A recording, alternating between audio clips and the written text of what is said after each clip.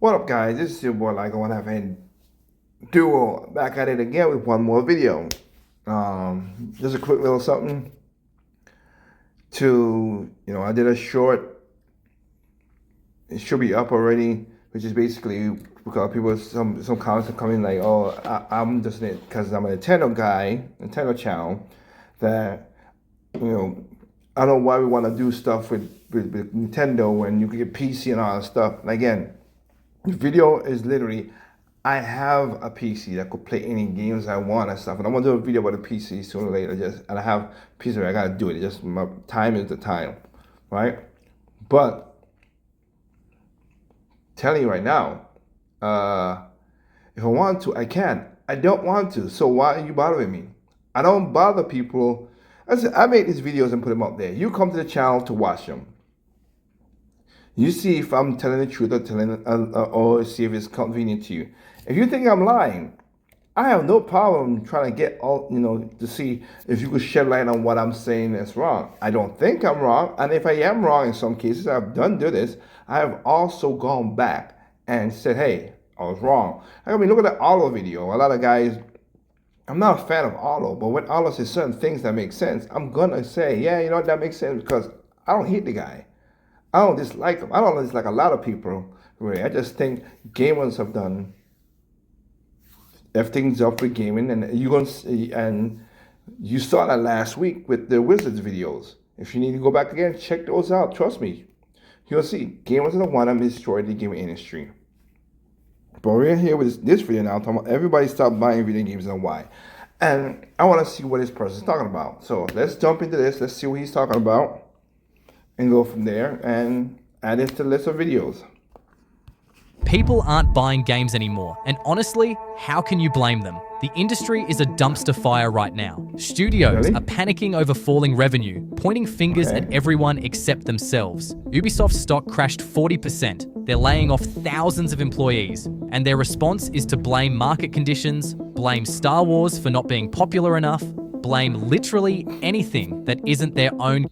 Maybe if you make games and not the whole broken games and the games that do work good, like, Prince of Persia, if you kept Prince of Persia Lost Crown. But again, I can't blame you on that one, Ubisoft, because gamers, again, stupidly said, oh, this is not a good game, blah, blah, blah. Game works, no problem. I never had a crash or glitch or anything on that. But y'all go to Star Wars, Allah will have crashes and glitches and problems. And then Assassin's Creed, which also had problems. So, should I care? Catastrophic decision-making. PlayStation's killing us. We need more games. Raise the prices. What? But there's no reason to buy an Xbox right now. Close a game studio. Dog, we need more games. Costco won't even sell us anymore. Raise the prices again. Are you smoking crack? What the fuck are you talking? Legendary drops captured the absurdity perfectly. Imagine everybody telling you how useless you are while still demanding that you buy their stuff. And it's not because of some new trend or protest, it's because Gen Z isn't buying. And not out of choice, they've just been priced out of the hobby entirely. 5 years ago, $70 was supposed to be the ceiling. Now publishers are testing $80 price tags while microtransactions infest every corner of... That is a stupid thing to say. $70 is the ceiling. No, the hell it's not. It's not the ceiling. If that were the case, then y'all should not be asking for high fidelity graphics and the graphics to do everything except for being fun. Seriously, I've debunked this shit too much. I've debunked this shit too much that it's just ridiculous. You can't demand a lot of shit from your product and don't want to think that the product increases the price. I'm sorry. If I want bread to be a good quality, that is nature made, that is whatever. As you go to bakeries and stuff, you see bread are more expensive. You're gonna demand for higher stuff, right? Higher quality. The higher quality means more money. It's going to happen. The $70 was an inflation stopgap. I said it. I've said it in my videos in the past. That bubble is gonna pop, and when it pops, y'all ain't gonna like it. It popped. Of course, things happen.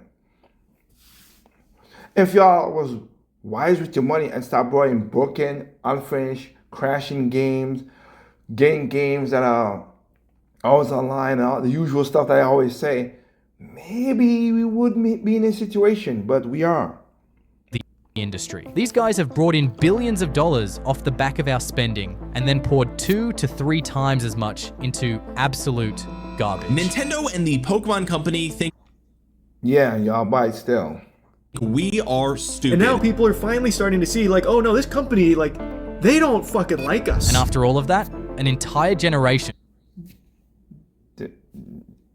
You mean all the companies then? just stopped buying games. But to understand how we truly Okay. got here, how the industry managed to burn through the goodwill of millions of players and Let's price see out this an shit. entire generation, you need to know the story of one man, John Riccitiello, the architect who single-handedly designed the monetization-first nightmare you're living in today.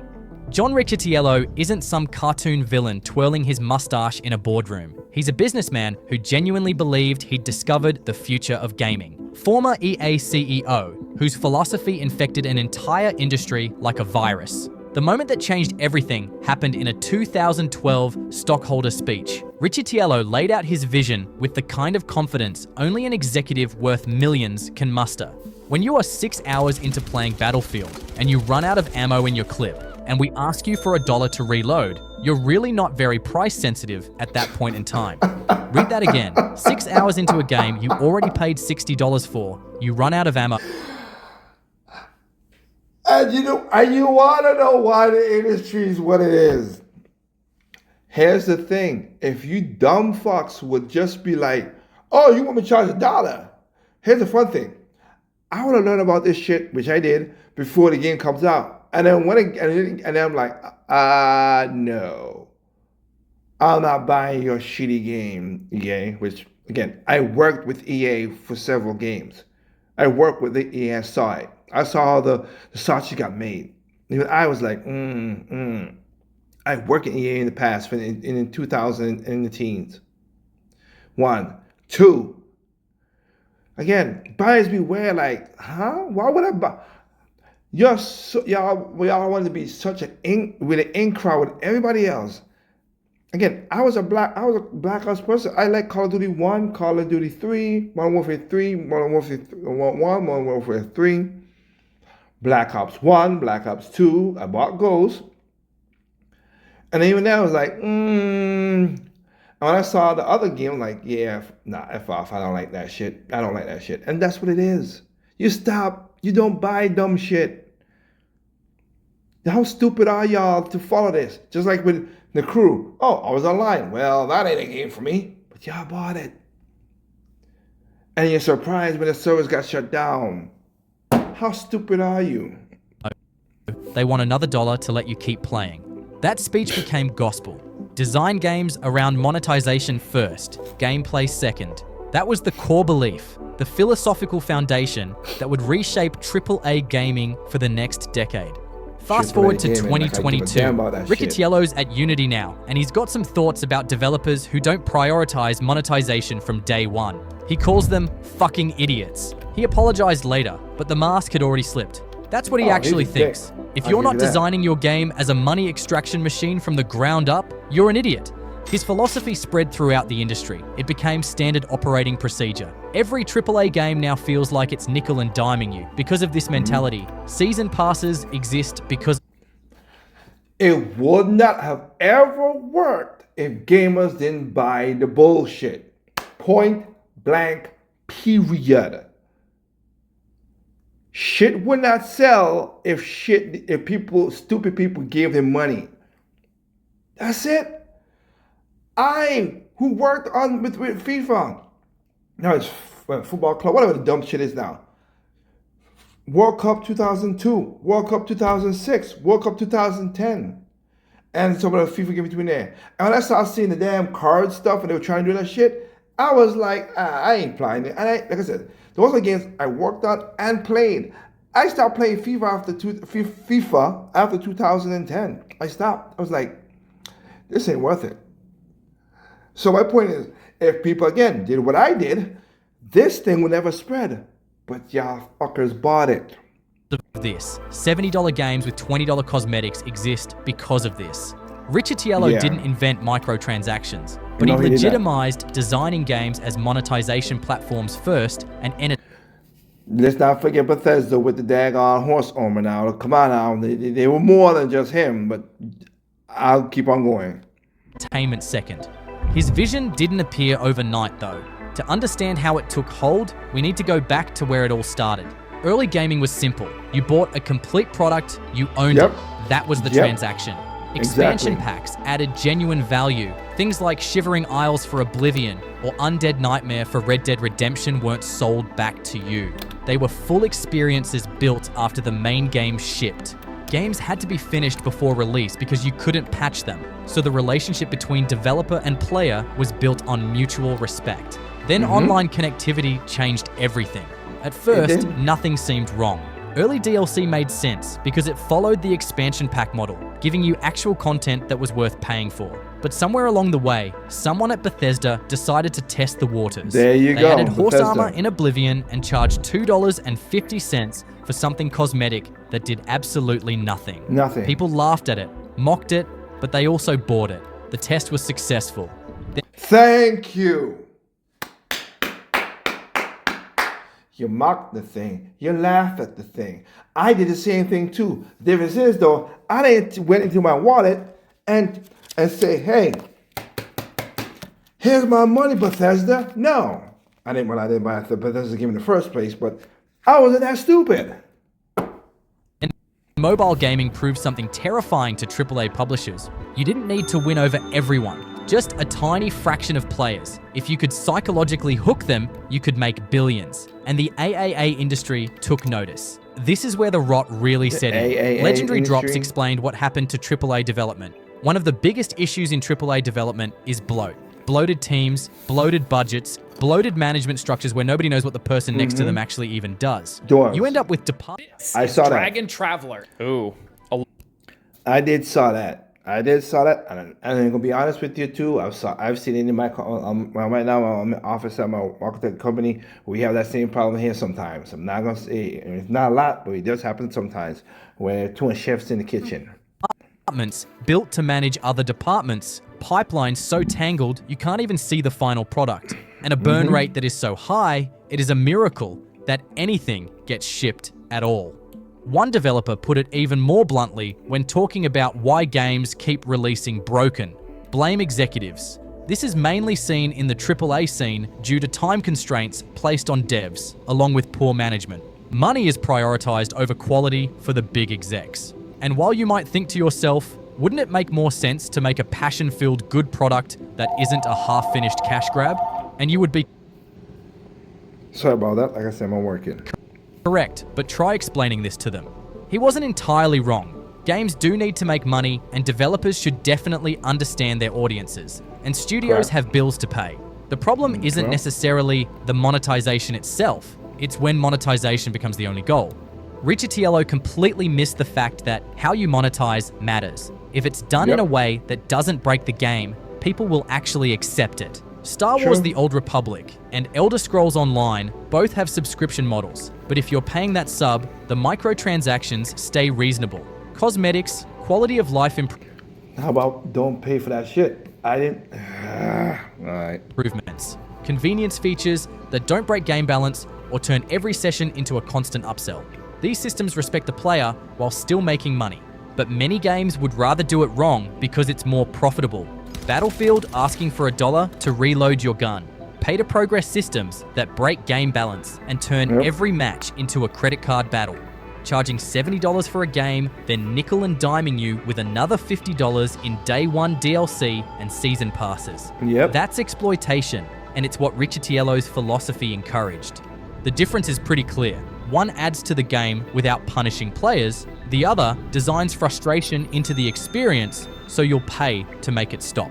Guess which one became And then- industry standard? But what happens when you that's why I prioritize don't play it. monetization over everything else? When you bloat your budgets to unsustainable levels? And when you design the price tag before you design the game, you get disasters. Catastrophic, embarrassing disasters that prove exactly why this model is collapsing. Mind's Eye should have been a slam dunk. One of the original creators of Grand Theft Auto was making a new open world game and everyone was excited. How could it possibly not deliver? Apparently very easily, because it's barely playable with frame rates in the single digits, faces that don't animate, and a story that makes no sense. Shoot somebody and they fall through the level, breaking your quest. It's so bad people think it should be taught as a lesson in what never to do. And even the lead actors publicly disavowed the game. How do you go from Grand Theft Auto to this? But that's nothing compared to what happened to one of gaming's most reliable franchises. Call of Duty used to set the standard for AAA shooters. Black Ops 7 proved those days are that's a over. It's joke. pretty much just a 4-hour campaign made of recycled Warzone maps, multiplayer that's unbalanced and boring, zombies mode that's underwhelming. The game is filled with AI-generated art, hundreds of dollars in microtransactions, and a $200 special edition for the truly dedicated. Angry Joe tore into it, and he wasn't alone. And all of this happened at the exact same time Microsoft announced price increases across the board. The audacity is staggering. Deliver garbage, charge more, then blame customers when they don't show up. At least with Black Ops 7, you could still play it. The same can't be said for the crew. Play it. What? Play trash?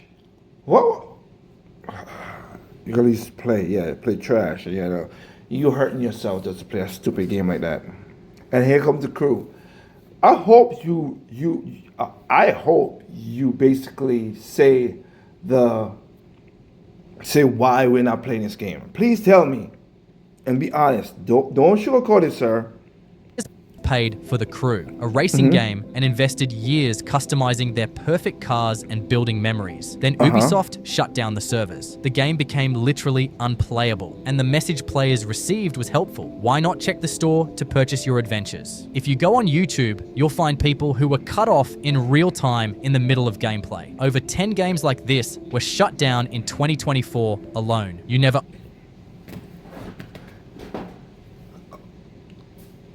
Okay. Again, let me let it play, because let me see if you're gonna bring it up. owned any of this. But if you think that's bad, at least the crew had a few years before it died. Some games don't even get that. 8 years in development, somewhere between 200... So of course, you're not gonna bring up that the game said it was always online. The main friggin' problem with that game was it was always online. Once you tell me it's always online, I'm giving it Nintendo. No, you get a Metroid game and say it's always online. I'll be like, no. No. Yes, I give it that. And the best example, Federation Force. I can't complete. That's the only game that I can't complete. I can't 100% because I was online and it was an online game per se in a way, and it was basically multiplayer. Now you can play the multiplayer locally, but you can't play like before, and it sucks. But I know what I was gaining. And think about it, I play that game solo anyway. I beat the game solo, which was all right. But I didn't get the great ending and all the stuff and everything because of certain things I missed out. It's all right, I get it. But if it was always online, I need to play online to play the game in the first place, the answer would be hell no. Hell no. To the na, hail to the na. And $400 million spent. Conquered was designed as a hero shooter with a $40 price tag in a genre that had gone completely free to play. Launch numbers: 697 peak players on Steam, around 1,300 on PlayStation. About 25,000 total copies sold across all platforms. Sony shut it down after 14 days, refunded all purchases, and closed the studio. Sony had envisioned this as the beginning of a new blockbuster franchise on par with Star Wars. Internal reports revealed a culture of toxic positivity where critical feedback was ignored. The failure came down to one simple thing: they designed the monetization strategy before checking if anyone actually wanted the game. Then there's the franchise resurrection everyone begged for, which turned into exactly the nightmare people feared. Fans begged for Skate 4 for over a decade. EA announced it would be free to play, and everyone saw the disaster coming. They something replaced not Coach right. Frank, the beloved tutorial character, with an artificial companion. The AI makes up fake skate slang and talks in corporate language without any authenticity. On the spot. Sorry to be a stickler for detail. Want a little hardcore plaza trivia? Shut up! The first ever shop demo was held here. Want a little hardcore plaza trivia? You just gave The me first ever shop demo was held.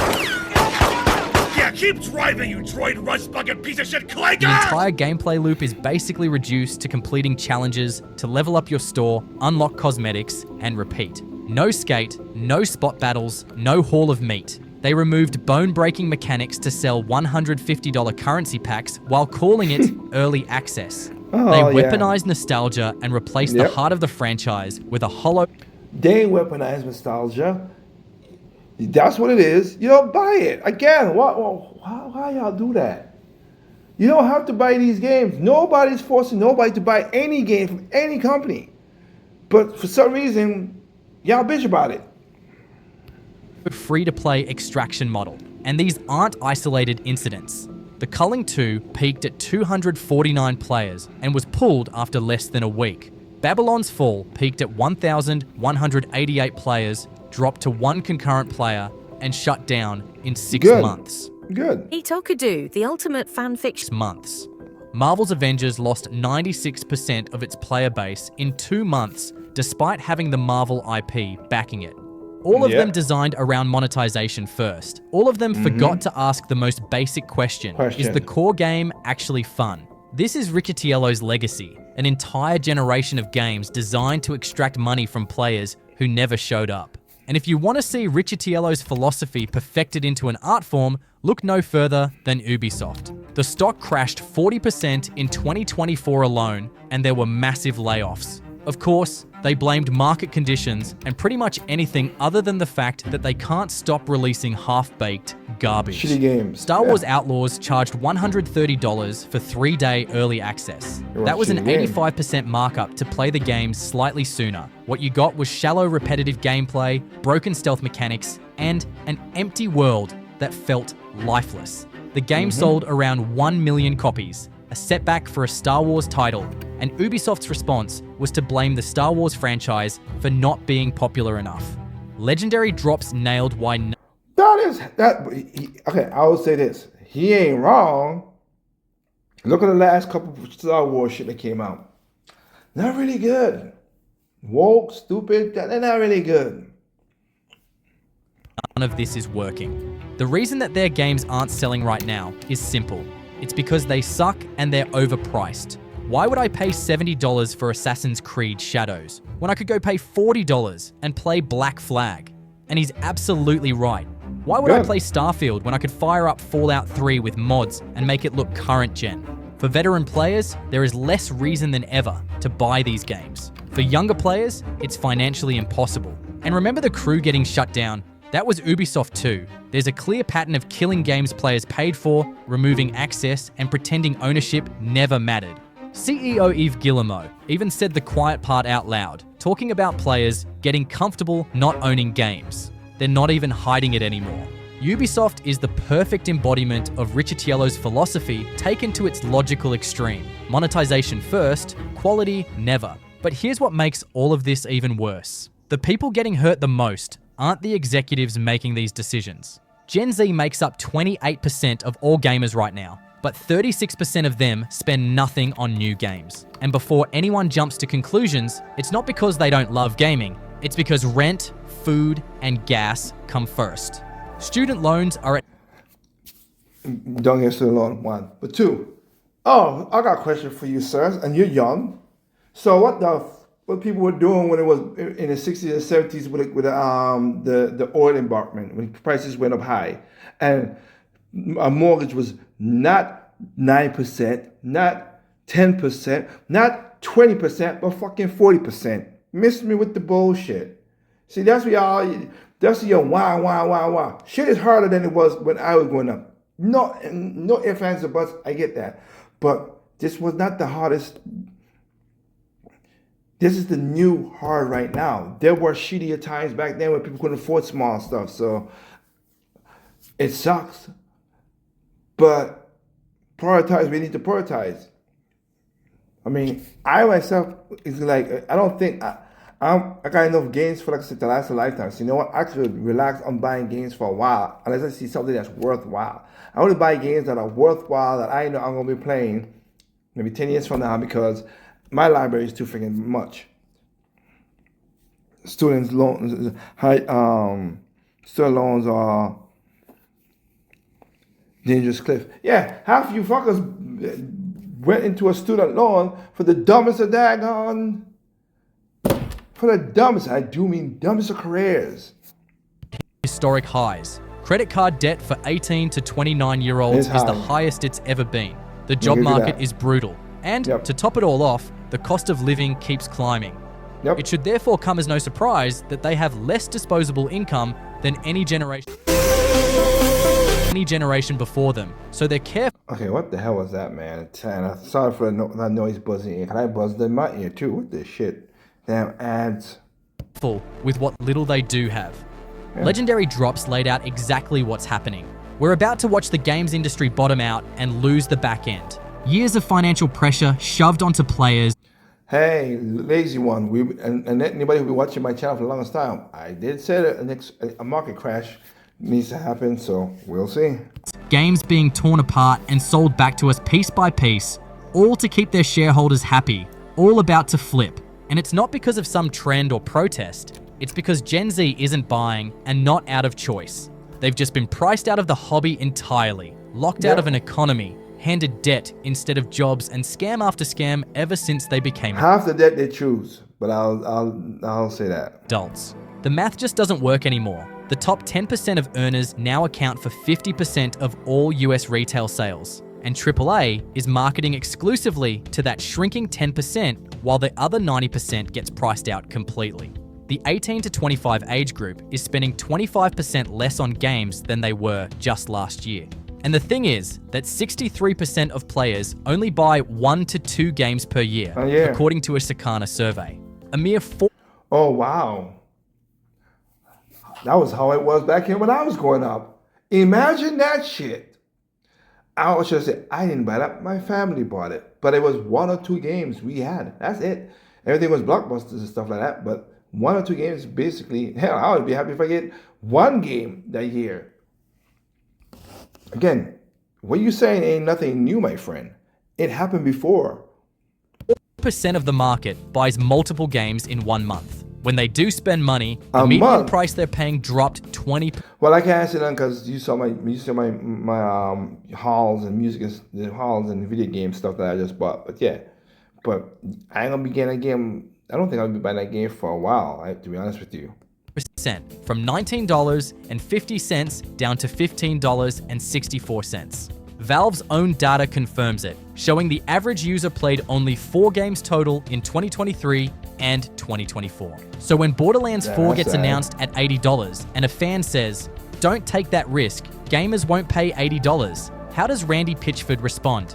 If you're a real fan, you'll find a way to make it happen. Snarky J's okay, I will say, yeah, that's a stupid thing to say. And whatever, it's just say, hey, we try our best to give you the best gaming we can have with all the costs that's going into gaming and everything's gone up. Inflation affected us as well too, but we'll try to hold ourselves to a high standard and make sure we give you a quality game. And then you fix the game if the game have problems. And people say Borderlands is kind of not playable and it's good like that. I don't know.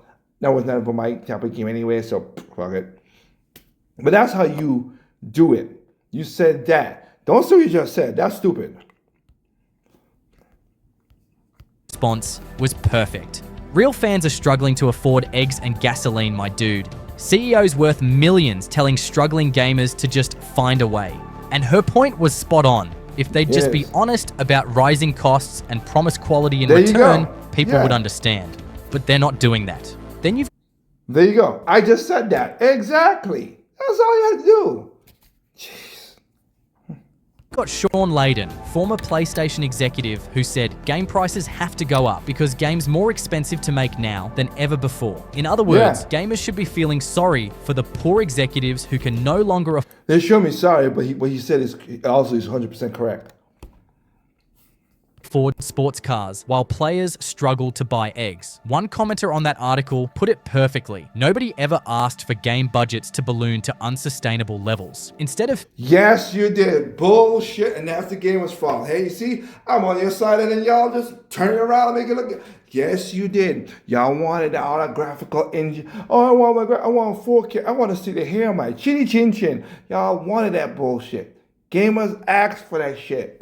Again, look at the trends. Come on now. fixing their budget problems, instead of being honest with customers, they insult them while delivering broken games at premium prices. What makes this so frustrating is that there was a time when buying a game meant you got a complete product you owned forever. Physical media meant actual ownership, so you could hold the disc, lend it to a friend, and even sell it. And who stopped that? Gamers, because again, you told the companies will pay 80 to 20%. We will pay 80% of people buying digital games to the 20% like me who buy physical games. I don't blame the company on that one. Y'all bought it.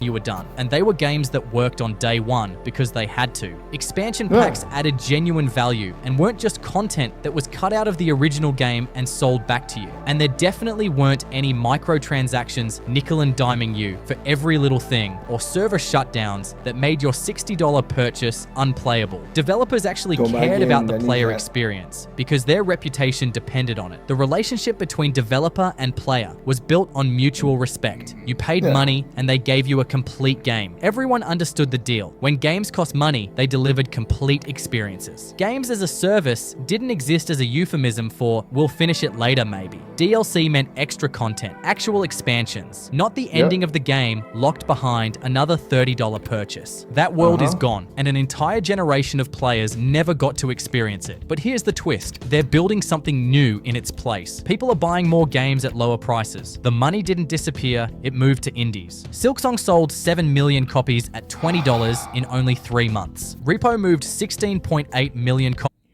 Look, I respect indies again. I really do. And y'all know I respect indies. But here, your argument is going to... I'll let you speak before I say what I gotta say. But your argument is going to be stupid if you don't say what I think you're going to say.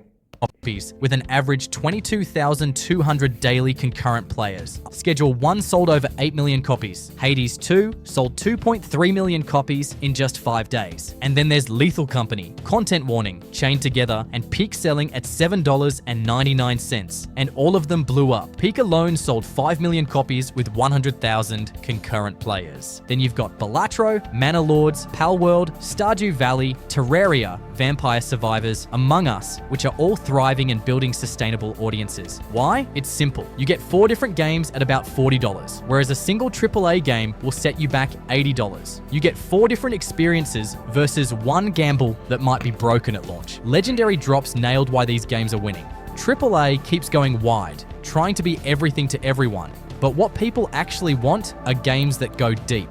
I don't need a game to do everything. I need a game to do a handful of things really fucking well. That's what indies deliver.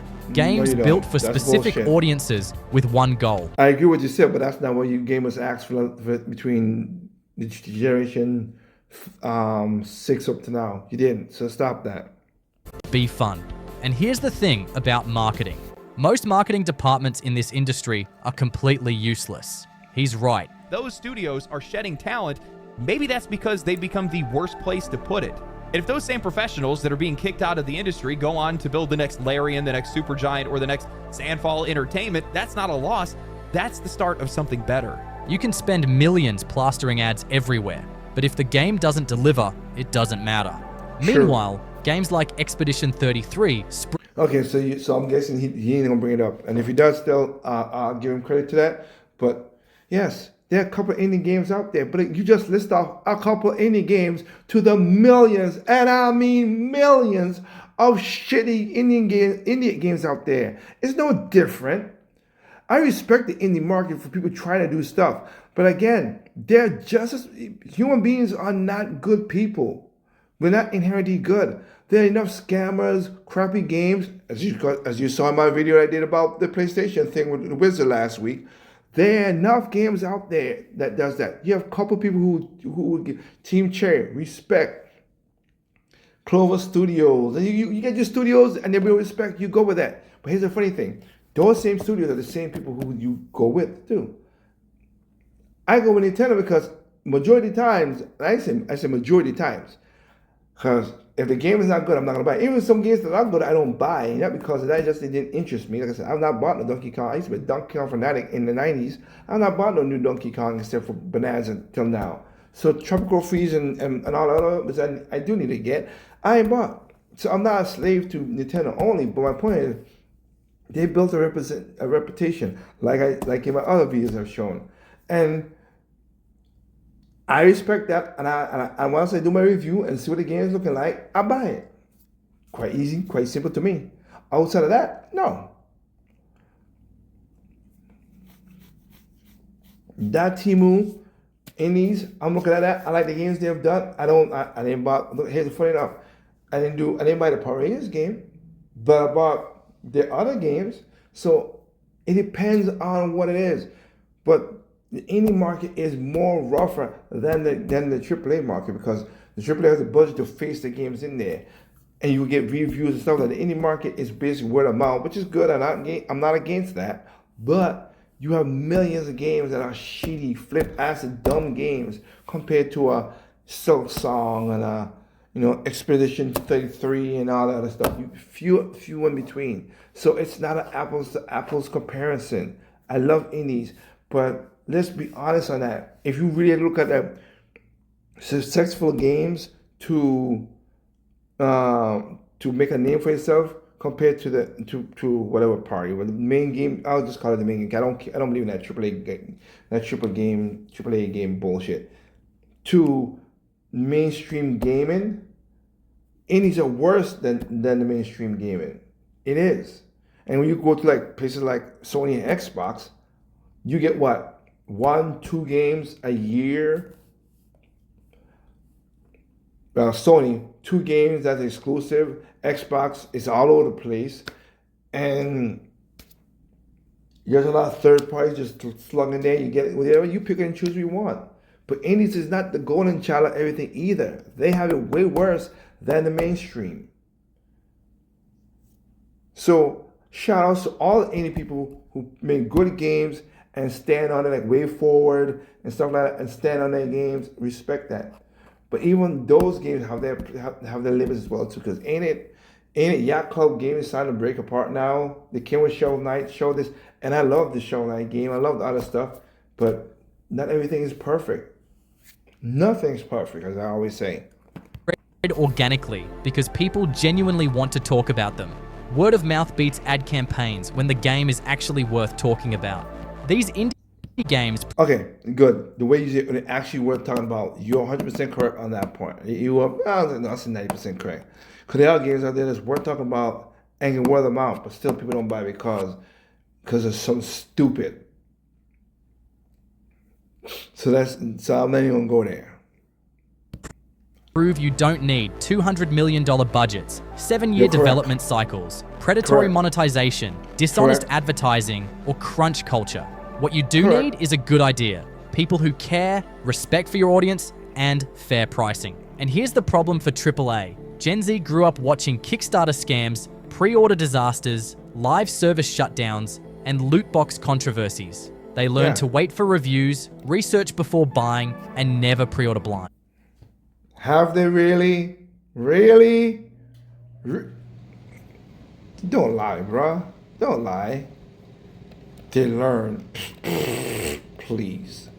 Please. I just did a video about them buying games.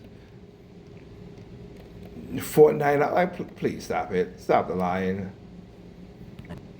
They're building habits around indies and older games, teaching their younger siblings the same patterns. When they have more money later, well, these habits will already be formed. So, AAA should sit up and take notice, because if they lose a generation now, they won't be getting them back later. The AAA model requires 5 to 7 years of development, $200 million budgets, and massive sales just to break even. The audience is Yeah. shrinking. The replacement audience is broke, and studios are getting desperate. Microsoft already laid off 9,000 people at Xbox. Ubisoft laid off 1,500. EA can't complete games because it's laid off every good employee. John Yep, Riccitiello that called is true. developers fucking idiots for not prioritizing monetization over everything else. Turns out the real idiots were the executives who listened and forgot to make good games in the process. AAA has a choice now. Respect your customers or watch someone else do it. Right now, someone else is doing it and they're winning. If you enjoyed this video, go watch this one on why game piracy is making... Yeah, I saw that video too, and you were stupid in that video, so I'll leave that one alone for sure. I already did a video on that. But yeah. But that's the point I'm talking about. Speak with your wallet, people. All right, see good games, have at it. Don't buy always online games. Don't buy broken games. Don't pre-order games you don't know about. Well, wait to see things happen. If you have a trusted game developer, I get it, then you go with that. But it's like people will pre-order Starfield, okay? They pre-order Starfield. Well, when I look at Bethesda, I don't see something good. But y'all look at the mods and think, oh, you're gonna be mod. And now you got people who don't even want to mod Starfield because it's such a boring game. So that's where you put yourself in a situation. It's stupid. It's dumb to me. That's all I'm saying. Oh well. With that said, I think I call it right there. Remember, and this Friday, check out this video. We're gonna talk about again the console wars. And it's a good conversation. It's not negatively or whatever. It's just a good conversation that needs to happen. All right. That said, y'all have a good day. Remember, there's no perfect games out there. What's perfect to you is not perfect to me. What's perfect to me is not perfect to you. So simply enjoy your games on all consoles, including PC and mobile devices.